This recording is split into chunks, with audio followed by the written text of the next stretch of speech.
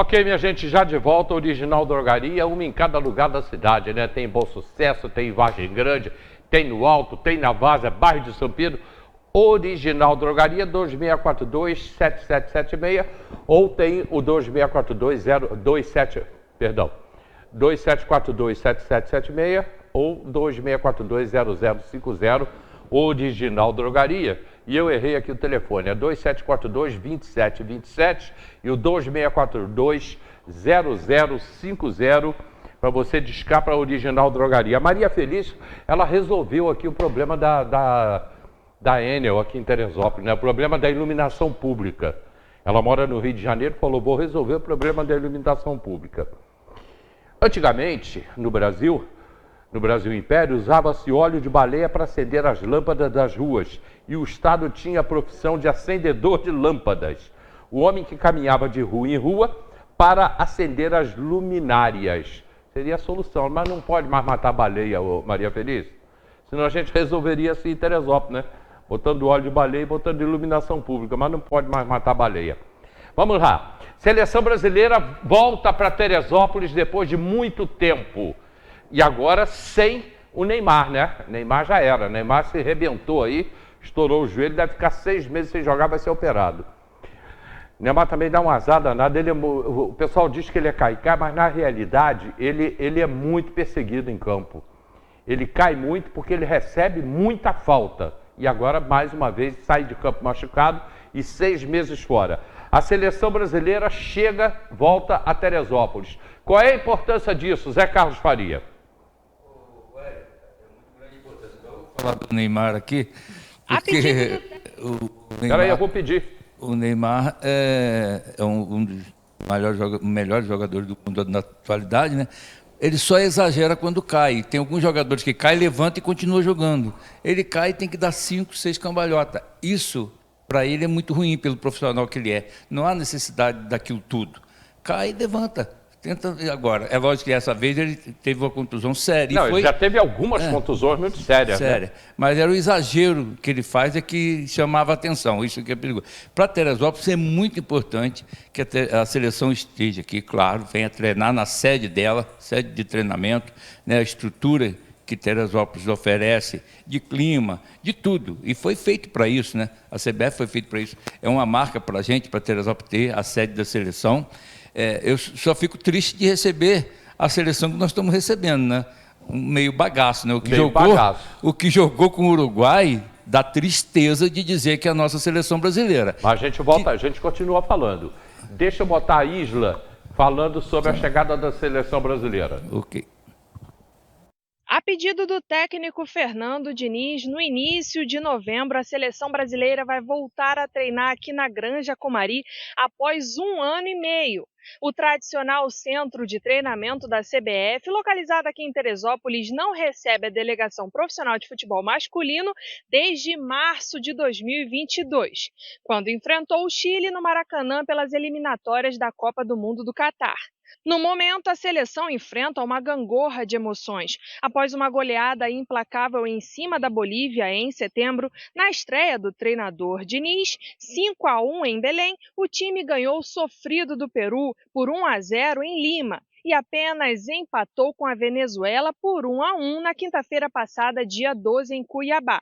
Ou seja, da euforia da goleada à aflição. Agora, o que resta é a esperança para os próximos passos. A expectativa é que novos nomes voltem a compor essa convocação. É o caso dos alvinegros Lucas Perry e Adrielson, que foram convocados para a seleção brasileira pelo técnico Fernando Diniz nesta data FIFA de outubro. O goleiro esteve na lista inicial do treinador, enquanto o zagueiro foi chamado para substituir Nino, que sofreu uma lesão no joelho esquerdo. Com isso, o Botafogo é o time brasileiro com mais atletas convocados na história da seleção. Vale relembrar que em 2014 a CBF reinaugurou a Granja Comari e as reformas foram feitas em 10 meses, com todo o investimento em alojamentos e estruturas de treinamentos modernos que custaram 15 milhões de reais.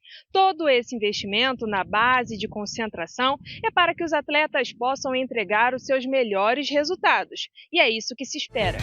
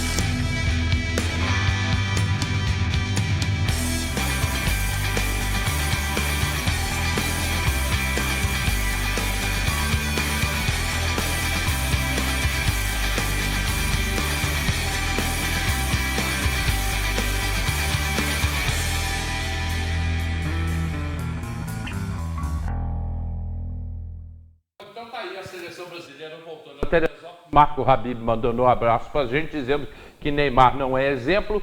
E o que você acha, Paim, da volta da seleção brasileira para cá? É bom negócio?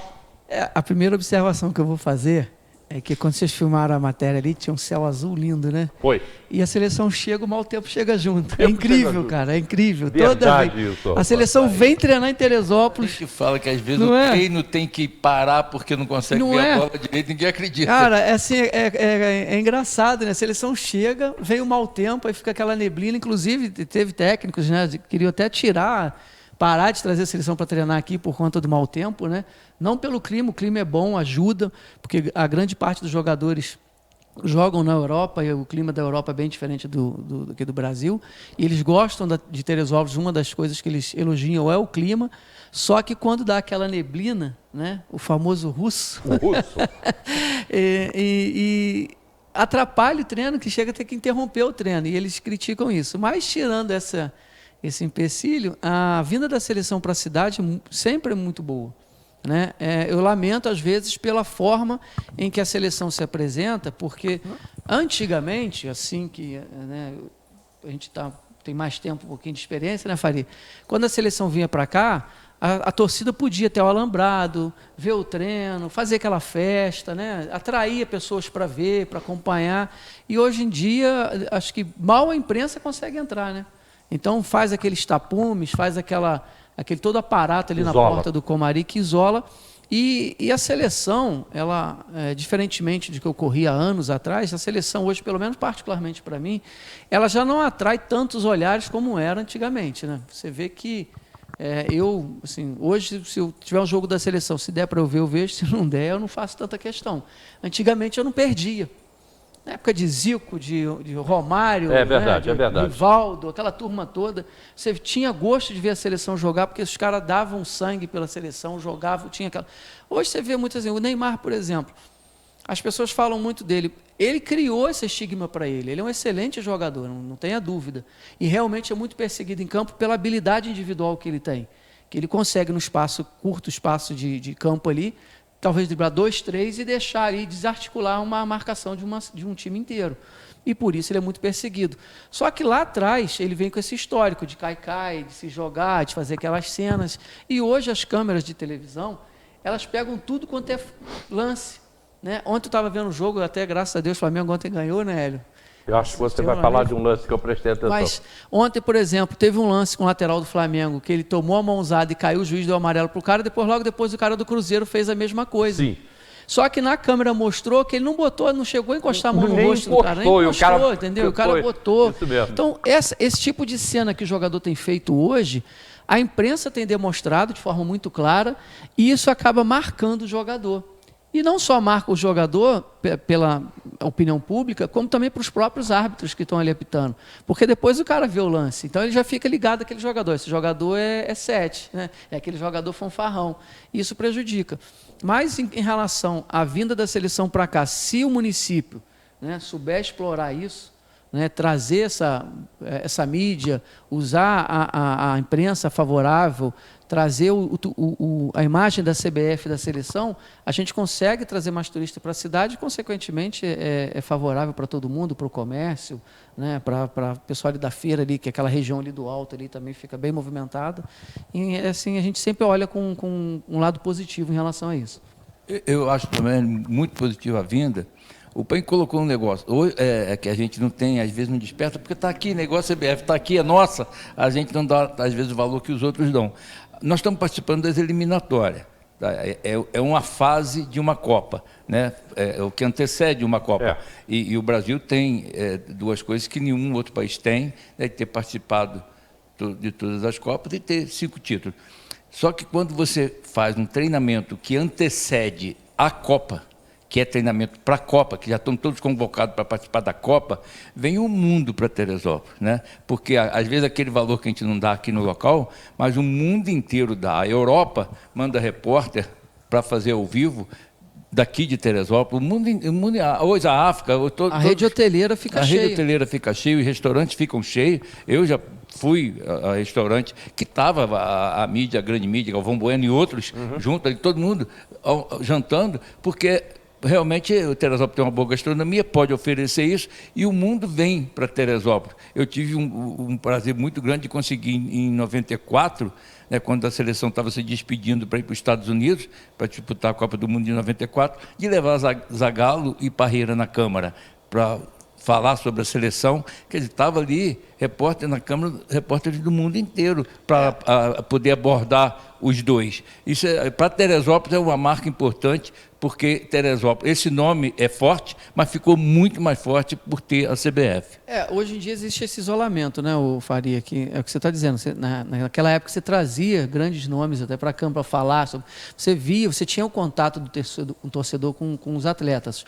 Hoje em dia você não tem mais isso, que perdeu esse charme. Só para reforçar, né? Eu consegui levar um primo que se chama Tafarel, por causa do Tafarel, para conversar com o Tafarel, e o Tafarel, no momento em que estava conversando, ele não tinha outra coisa a fazer assim para prestigiar aquela pessoa que chama Tafarel por causa dele, tirou a luva de que estava treinando e deu a luva para o garoto, que guarda até hoje, é claro. Era tempos de ouro, né? Porque o que eu vejo também, Hélio, essa questão de isolamento do torcedor com o jogador, é porque não só pela imprensa, e aí é um benefício que a gente teria, que hoje em dia todo mundo tem um celular na mão, filma, fotografa, faz tudo. Então você tem aquela coisa do torcedor, o cara está lá postando na rede social, estou aqui em Teresópolis, vendo o treino da seleção, né? Então ela toma uma proporção ainda muito maior que para o município, indiretamente, né, ou até diretamente, por que não dizer, traria mais benefício, porque além da imprensa você teria as pessoas, quem segue na rede social, fulano foi lá em Teresópolis ver a seleção, quando eles estiverem eu quero ir lá também, então desperta onde é Teresópolis. Eu costumo, às vezes a pessoa pergunta assim, você mora onde? Essa semana eu fiz um curso lá sobre prestação de contas eleitorais, e a professora me perguntou, você mora onde? Eu falei, Teresópolis, região serrana do Rio. Aí o pessoal confunde muito com Petrópolis, né?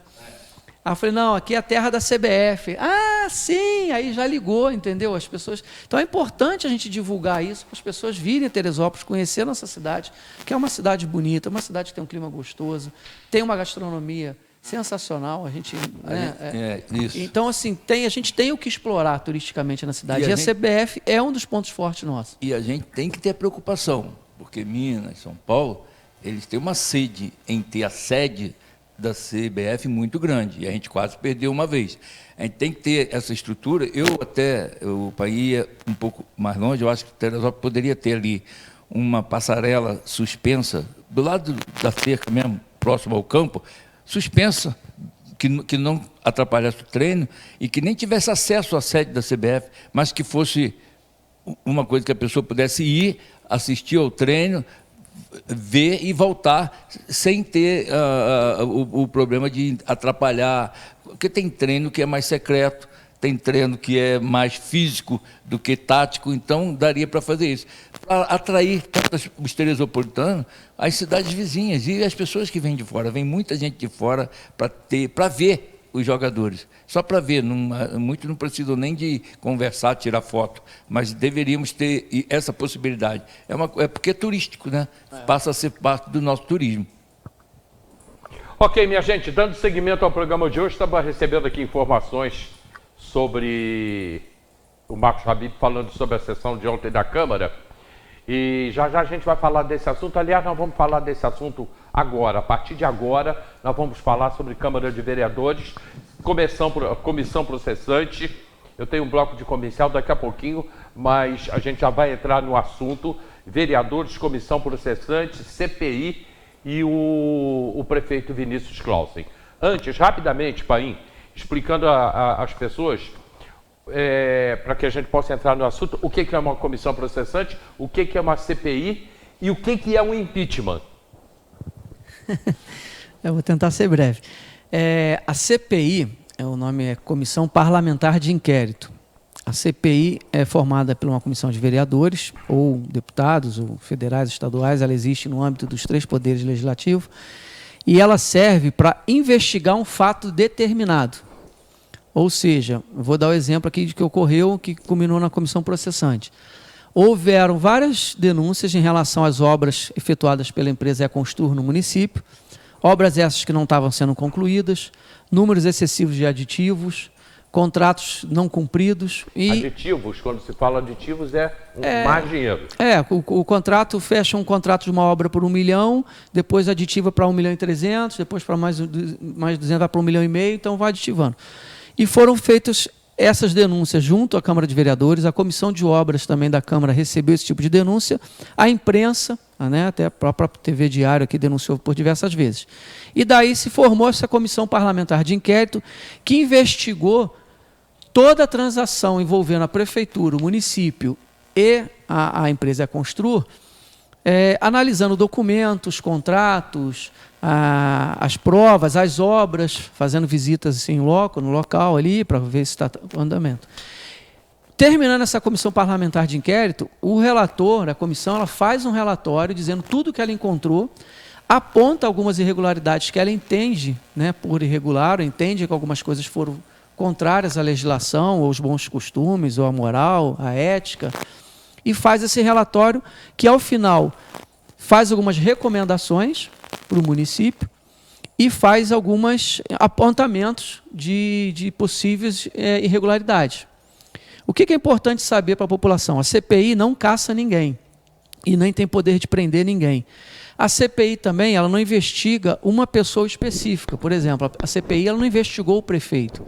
A CPI investigou as obras da Construr e o município de Teresópolis, a relação contratual entre os dois entes, o privado e o público. E dentro dessa investigação você vai apontando os responsáveis pelas irregularidades que foram encontradas. Com base nesse relatório, foi feita uma denúncia na Câmara e instaurou-se uma CP. O que é a CP? A CP já é uma comissão processante. Qual é a diferença entre uma e outra? Ao contrário da CPI, que a CPI não caça ninguém, ela só investiga, como se fosse um inquérito policial, a grosso modo, para a população entender, e ela aponta depois para tomarem providências. A CP ela já recebe uma denúncia pronta, com os apontamentos das irregularidades, e ela visa julgar o próprio prefeito por esses atos. Então, aí já é uma comissão processante, que ela vai receber essa denúncia, ela vai abrir prazo para o prefeito se defender, e vai correr toda uma instrução processual em cima dessa comissão processante, que ao final pode culminar ou não na cassação do prefeito. Então, a diferença entre a comissão processante e a CPI são essas. A CPI não caça, a CP é propriamente dita para saber se vai caçar ou não. A CP não faz muita... Ela faz a instrução processual, mas ela não investiga, porque a investigação já ocorreu na CPI. Perfeito. Então, isso aí são as diferenças do que é uma CPI e do que é uma comissão processante. Aí sim, a comissão processante pode afastar o prefeito. 90 dias mais 90? O procedimento é o seguinte... E pode até caçar, né? Para ficar claro qual os próximos passos.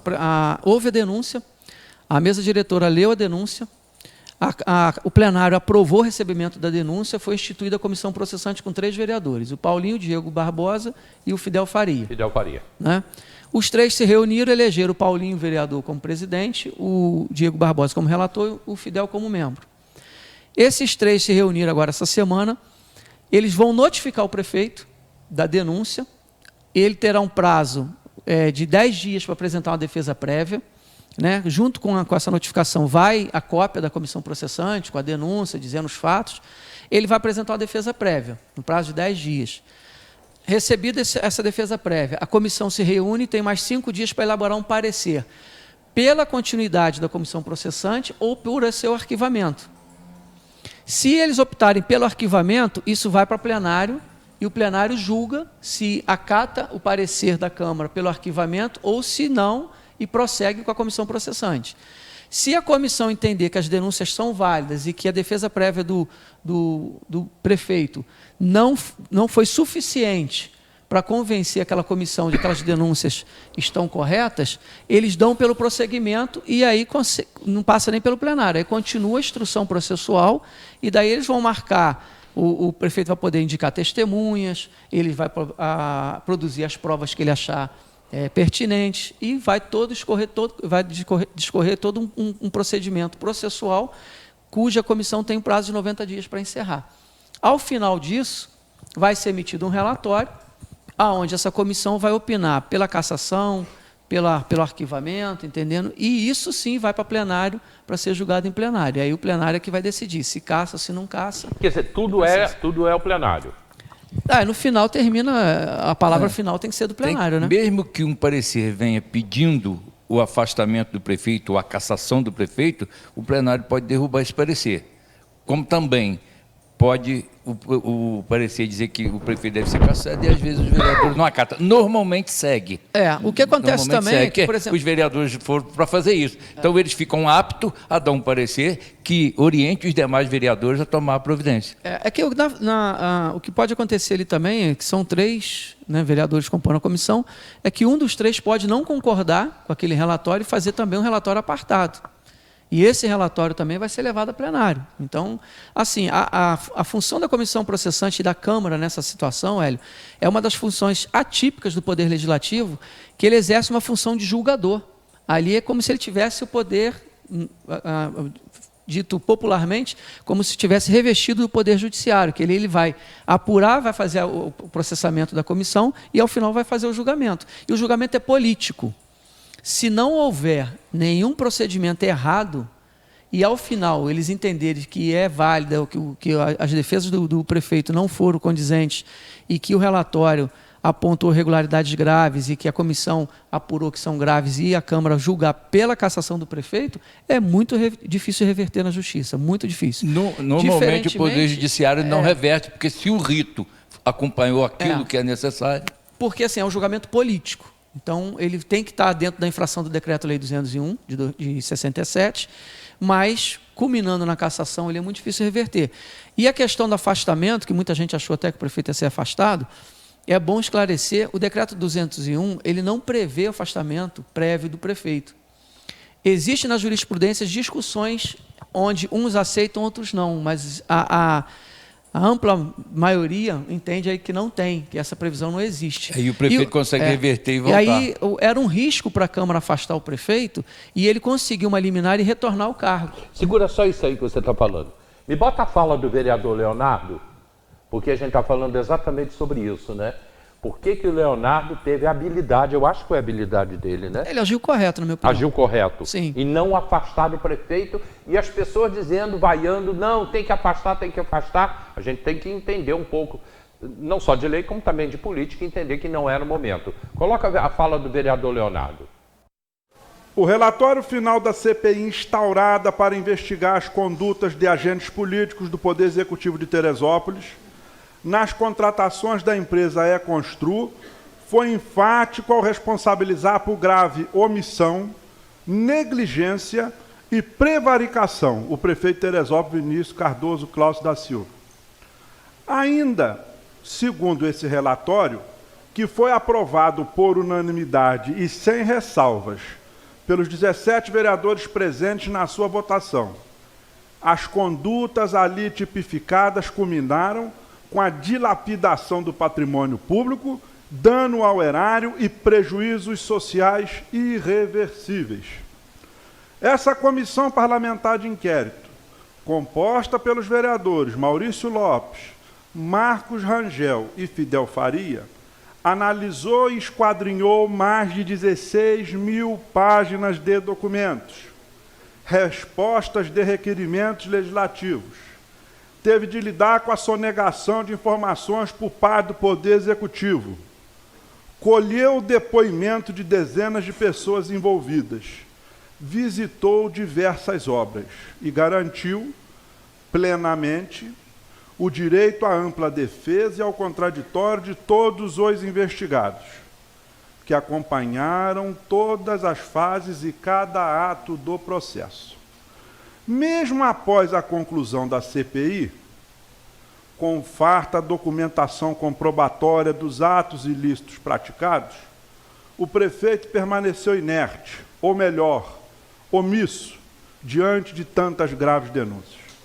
Não se teve notícia de um processo administrativo disciplinar, ou uma sindicância sequer pela municipalidade. Não houve regulamentação da nova lei de licitações, que é a Lei 14.133 de 2021, assim como não realizou nenhuma das recomendações apontadas no relatório. E somente na semana passada aplicou algumas multas à empresa Econstru. Ele não chegou à fala em que ele estava exatamente o que você explicando. É que está nisso aí, mas ele não entrou, foi cortado. O que acontece, velho?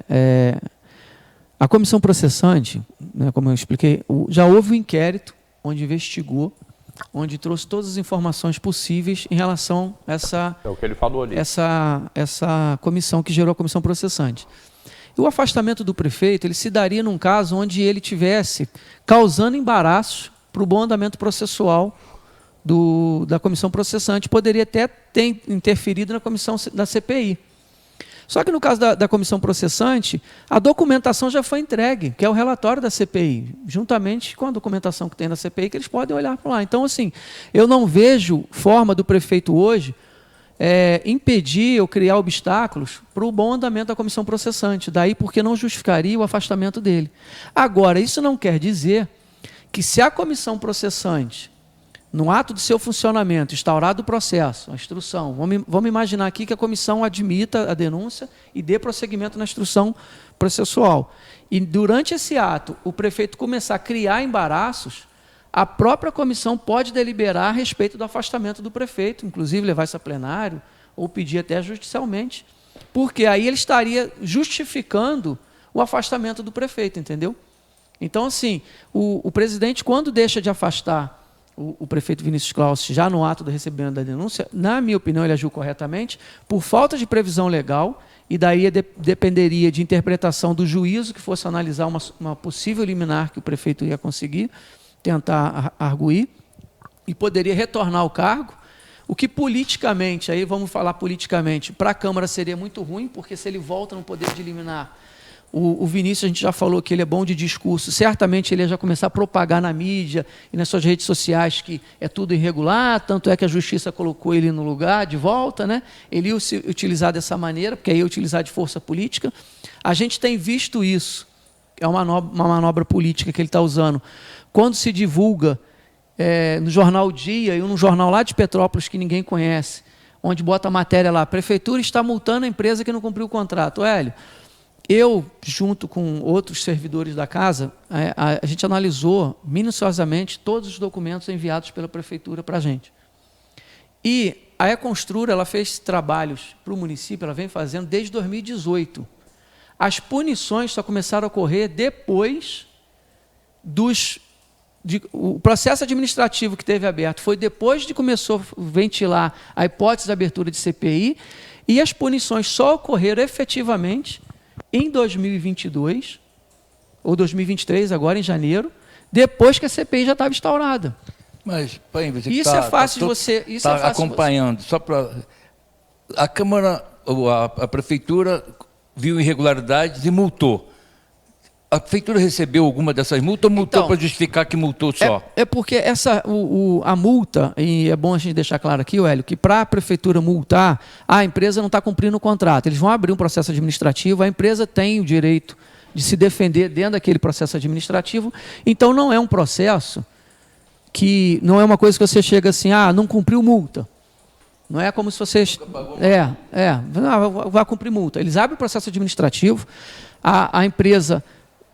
atua dentro daquele processo em sua defesa e, ao final, a prefeitura aplica ou não aquela multa. Essas multas, normalmente, elas são abatidas daquilo que o município tem a pagar da empresa. Dificilmente a empresa vai lá e paga. Pode até ocorrer se ela já tiver recebido o dinheiro todo. Mas aí dificilmente, no caso da Econstrur, por exemplo, que já se demonstrou aí com condições financeiras muito difíceis, né? Me parece que está numa situação muito difícil. Então, as multas que foram aplicadas, elas estão dentro do contrato. Tem que saber agora o que a prefeitura efetivamente deixou de pagar e se está compensando uma coisa pela outra. O que precisa ficar claro aqui é que essas multas e os processos administrativos começaram a ser feitos somente no final do ano de 2022, atravessando agora 2023. Então, a gente já tinha passado pela CPI. Então, assim, já estava ventilando que ia abrir CPI, que já estava problema. Só que a gente está desde 2018, Hélio, com problema. Eu vou citar aqui a Mariana Martuccelli. Nós tivemos um problema na escola Mariana Martuccelli. A empresa Econstrura, ela venceu a licitação. Eu não vou conseguir lembrar valores aqui, me desculpe, mas na volta de R$240 mil. Vamos chutar aqui mais ou menos, o preço foi em volta de 200 e poucos mil reais. acho que 275 a primeira licitação. E a empresa foi lá e quebrou a escola toda. Isso foi, se eu não me engano, foi uma denúncia de Amorim. E deixou sem telhado. Não, destelhou, a escola ficou no osso, a foto está no relatório da CPI. E daí, pelo diário de obras, que foi analisado, a empresa, com 25 dias, quebrou a escola toda, recebeu R$105 mil. Passou-se 95 dias do contrato paralisado, da obra paralisada, por algum problema que teve lá que eles queriam aditivar, ou algum outro problema que não está claro para a gente, não ficou claro. E aí, o contrato foi extinto, a Procuradoria emitiu parecer dizendo que o contrato extinto não se aditiva, e eles queriam aditivar o contrato, não pôde, e promoveram nova licitação. Aí, na nova licitação, quem ganhou de novo? A própria Constru, a própria empresa, por 345 mil. Ou seja, você soma 345 mais 105, a gente já passou de 450 mil da Mariana Maturcelli. E o que a comissão apontou? O fiscal da obra, que na época era o secretário de obras, fiscalização de obras públicas, ele, dentro de uns documentos apresentados pela Constru, ele é o que faz o ateste de capacidade técnica dessa empresa, da época que ele foi diretor de obra lá do município de São José do Vale do Rio Preto. E depois ele participou da comissão de licitação, habilitando a empresa, verificando o documento, e depois se tornou fiscal do contrato, gente. Então, assim, é uma sequência de irregularidades, Oélio, e que, ao invés do município procurar, falar, teve desvio de verba, não, a gente não apontou desvio de verba, mas são irregularidades de procedimentos e que o prefeito ele acaba se omitindo nessa questão, porque você está vendo aquela coisa acontecer, você não toma providência. Ele veio depois com outras licitações, participando como habilitador no processo de comissão de licitação, depois se tornou fiscal de contrato, isso veio sendo reiterado. Nós tivemos outra situação mais grave aqui, que a gente apontou, que foi ali no Noronha, uma escola importante para o município, que está há 3 anos parada. 5. 3 anos no governo dele. Mas está 5 anos, né? Eu tinha informação de 3. A licitação que ocorreu, a primeira, era em torno de R$250 mil.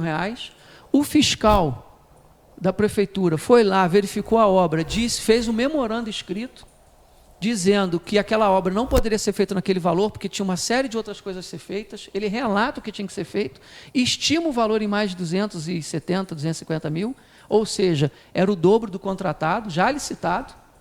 E aí ele diz no memorando, a obra é inexequível, cancela a licitação.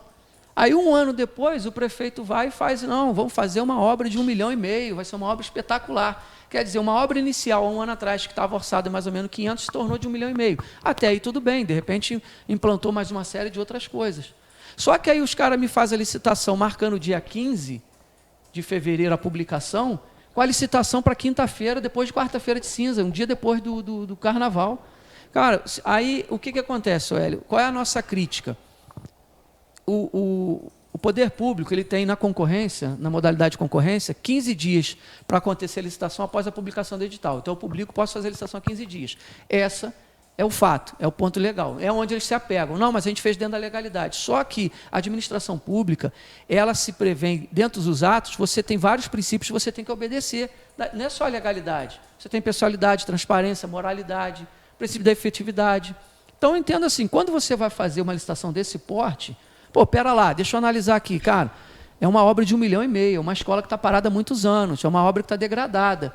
A gente precisa fazer isso aqui em 15 dias, mas tem um feriado de carnaval aqui. Se a gente marcar 15 dias aqui, será que vai aparecer empresas suficientes para interessada em apresentar o orçamento? Se ela vai ter 5 dias úteis para ir lá ver a obra, fazer proposta, habilitar, arrumar documentação e entregar no dia do certame? A pessoa tem que ter esse tipo de consciência, de noção, de moralidade.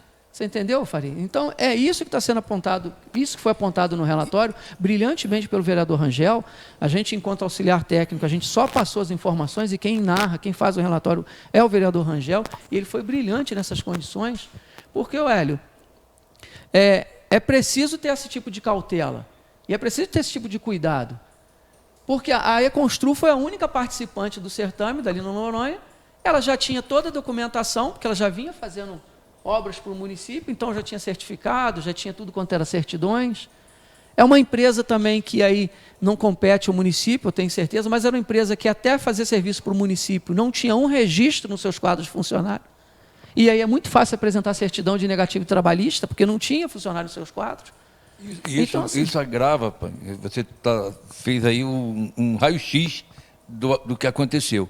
Mas se agrava em 2020 e 2021. Eu tive na Mariana Martuchelli, lá em Motas, Independente, e todo destelhado, e a população sofrendo, porque nesse momento em que a escola está sendo reformada, mas uma reforma que não está acontecendo, porque a obra está parada, as crianças tendo que estudar na igreja, com os pais sem saber o que fazer e sem saber quando que a obra ia terminar. E a escola, praticamente, depois que isso acontece, e eu tive lá para ver isso, não fui para ver isso, mas quando você visita um distrito, um bairro, você vê as coisas que estão acontecendo ali. A própria população ficou preocupada em que a escola nunca mais voltasse a funcionar. Ela não tem mais como reformar, acabou a escola, nós agora vamos ficar sem escola, tem que ir para outro local. Essa era uma preocupação da população, porque não é uma obra que parou 2, 3 meses para fazer uma reforma de telhado e pintura. Ela se estendeu por muito tempo. Não, o Faria, e aí por isso que o vereador, quando faz o relatório dele, coloca do dano social irreversível nessas condições.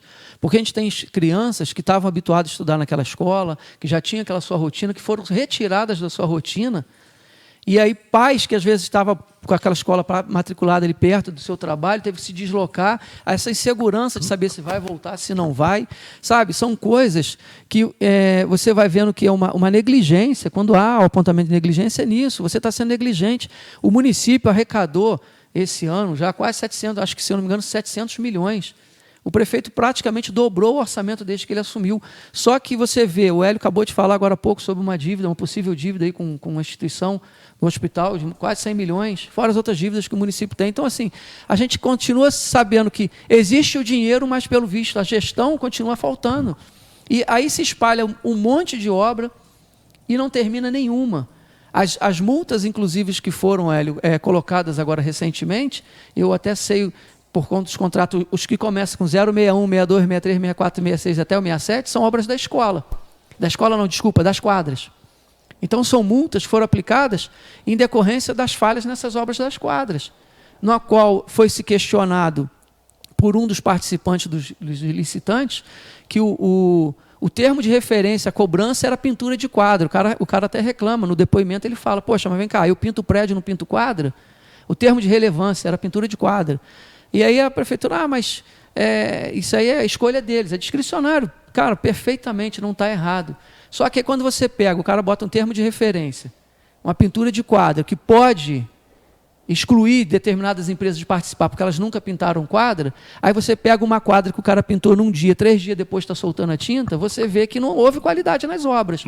E não houve fiscalização. Mas aí há maldade, na hora que você publica o edital, de direcionar para quem vai ganhar. Por isso... Porque o edital tem que colocar aquilo que a empresa tem que comprovar que é capaz e está apta a fazer. Se ela não comprovar, não pode nem participar, mas se participar, ela ganha, mas não leva. É por isso, Hélio, que a gente, o relatório, o Rangel, no final do relatório, ele opina pelo envio do Tribunal de Contas, do Ministério Público, que eles vão ter as ferramentas adequadas para investigar e ver a quem cabe a omissão, a quem houve essa condição, se houve direcionamento ou se não, porque a gente analisa aquilo de forma técnica. E posso garantir para vocês, o Hélio, Faria, quem está nos assistindo, toda a documentação, todo o relatório feito na CPI foi feito com base em documentos enviados. Não teve suposições, não teve achismo, não teve assim, maldade em querer prejudicar ninguém.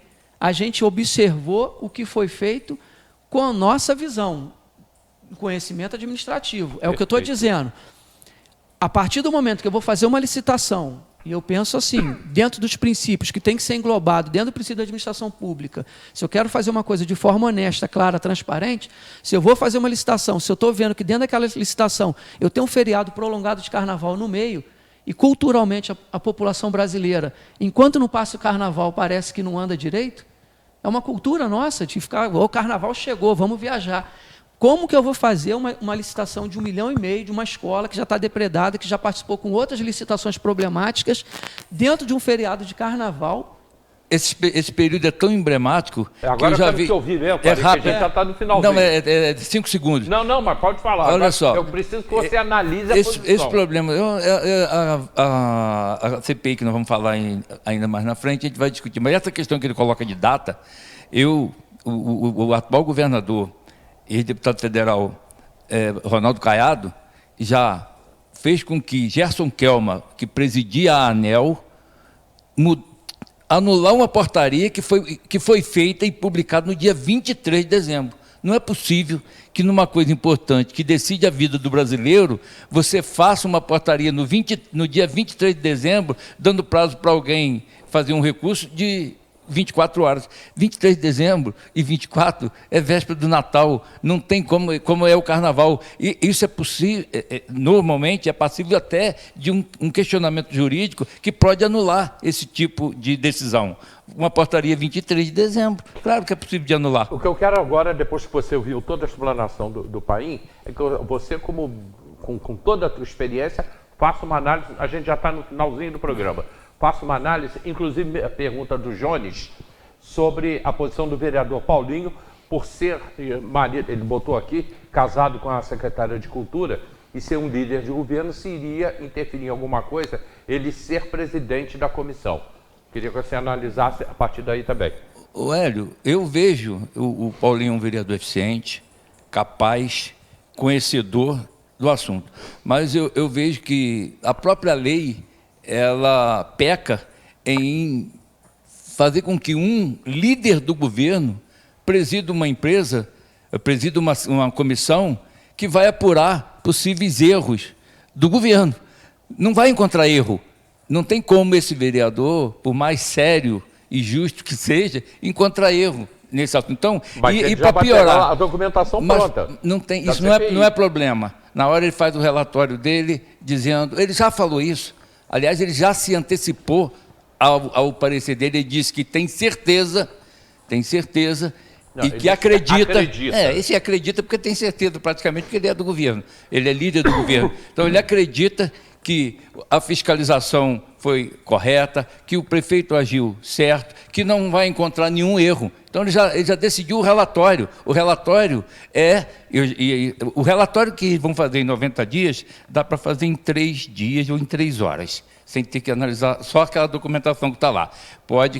Isso eu faria um relatório. Aliás, eu posso antecipar esse relatório com 3 horas, mandar guardar agora, hoje, e daqui a 90 dias, se aparecer um relatório, não vai ter tantas páginas, mas o final vai ser o mesmo. Eu posso garantir que vai ser o mesmo, porque ele se antecipou já usando a tribuna, colocando dessa forma. Então é muito difícil que uma comissão parlamentar de inquérito que tenha o líder do governo, ou uma comissão processante, tenha o líder do governo que já usou a tribuna, né, antecipadamente, antes de dizer, ele poderia até usar a tribuna. Isso é a minha opinião, posso estar errado. Ele poderia usar a tribuna dizendo, nós vamos apurar, nós vamos levantar a documentação, nós vamos investigar, porque cabe isso a processante para saber se afasta, se caça o prefeito. Mas não dizendo que não vai encontrar nada, dizendo que ele acredita que está tudo certinho. Essa pronúncia que eu acho que foi descabida, não foi no momento. Então, eu vejo que o prefeito pode ficar tranquilo, pode dormir tranquilo, que pode acontecer outras coisas, menos afastamento e cassação. Essa é a minha opinião. Tá, mas o vereador Diego ou o vereador Fidel também pode fazer um Pode fazer parecer, já aí vai depender todos os integrantes da Câmara, os vereadores que votam... Vai para o plenário. Vai para o plenário.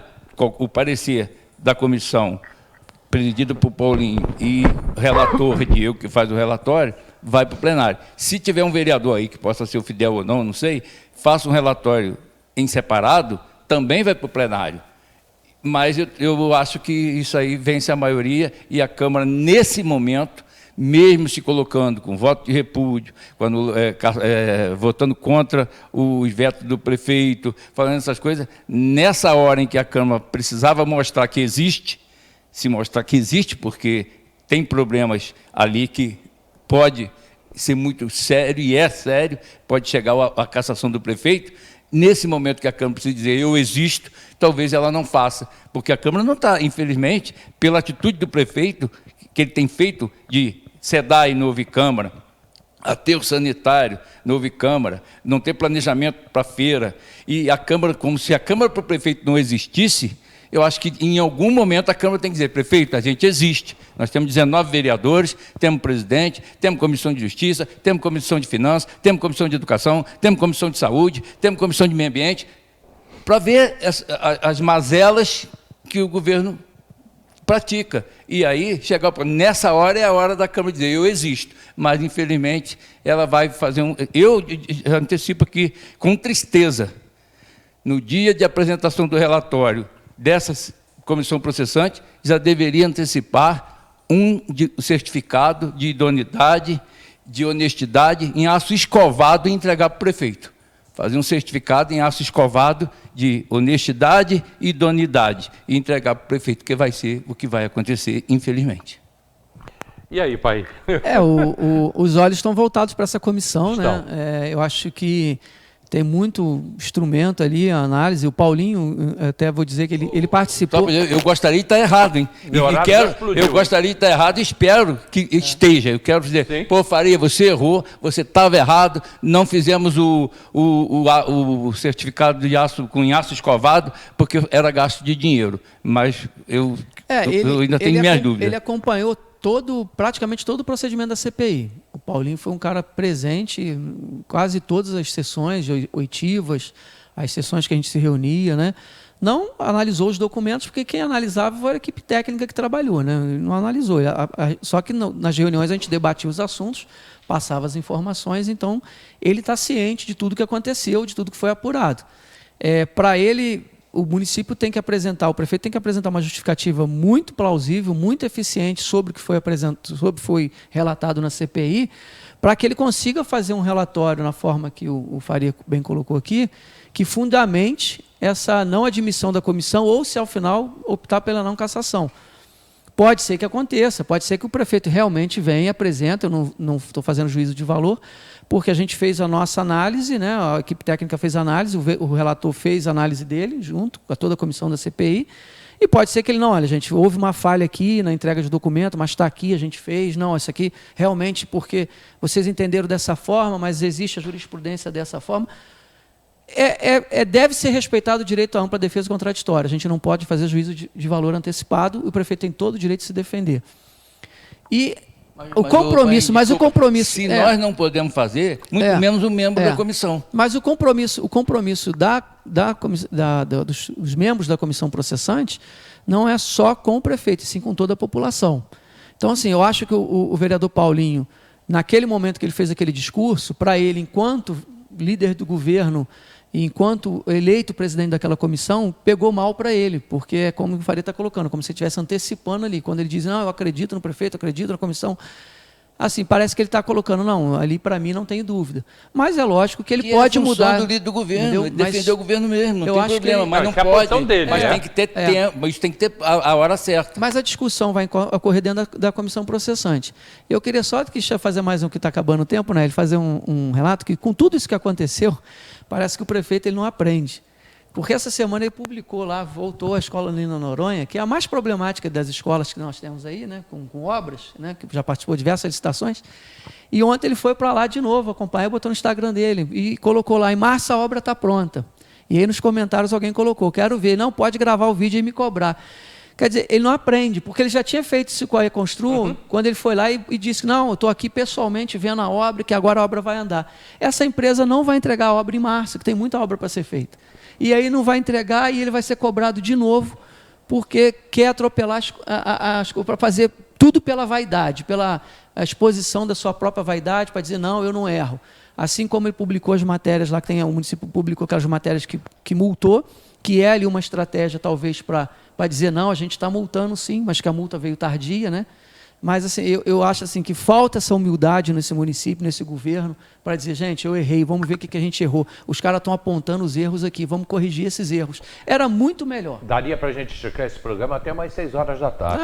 Não, tem muito assunto. Tem muita coisa para se falar e essa semana vai se falar muito, Pai, você poderia voltar semana que vem aqui. Porque vai ter muita coisa durante essa semana, né? A gente vai ter agora uma série de acontecimentos, né? Bom, vai acontecer. Tem que ver se ele, que dia que ele vai ser notificado, que tem aquele prazo legal para apresentar. O prefeito Vinícius ontem levou à Câmara de Vereadores vários projetos. Perdeu todos. Todos os projetos que ele levou ontem foram reprovados. Caberia uma pergunta aqui, mas aí é um debate muito longo, e eu vou fazer essa pergunta na segunda-feira ao presidente da Câmara, Leonardo, que vai estar aqui no programa. Até agora, o processo da água, a venda da água, ela não foi concretizada, não foi assinado o ato de compra e venda da água. Ou seja, a empresa Águas do Brasil também não pagou o que deveria ter sido pago há quase 2 meses atrás. Ela não pagou. Será que tudo isso que está acontecendo, Comissão Processante, CPI, está influenciando a empresa Águas do Brasil para ela dar uma travada e falar assim, opa, peraí, vamos aguardar o que vai acontecer, não vamos botar dinheiro lá não, que a gente pode acabar perdendo. Vamos segurar um pouquinho aí. Será que isso está influenciando? Essa pergunta seria para vocês hoje, mas não deu tempo. Não dá tempo. Mas o vereador Leonardo, presidente da Câmara, vai estar na próxima segunda-feira com a gente aqui no programa. E eu vou tentar para o dia 25 ou dia 26 a vinda do vereador Rangel aqui no programa. Mas aí Rangel ainda não falei com ele. Mas Leonardo já está confirmada a vinda dele segunda-feira ao programa. Muito obrigado a todos vocês. Um grande final de semana. Faria, obrigado. Obrigado, Paim. Obrigado. Um abraço para vocês. Obrigado, Hélio. Bom final de semana a todos. E segunda-feira, o vereador Leonardo aqui com a gente. Tchau, pessoal. Obrigado. Bom final de semana.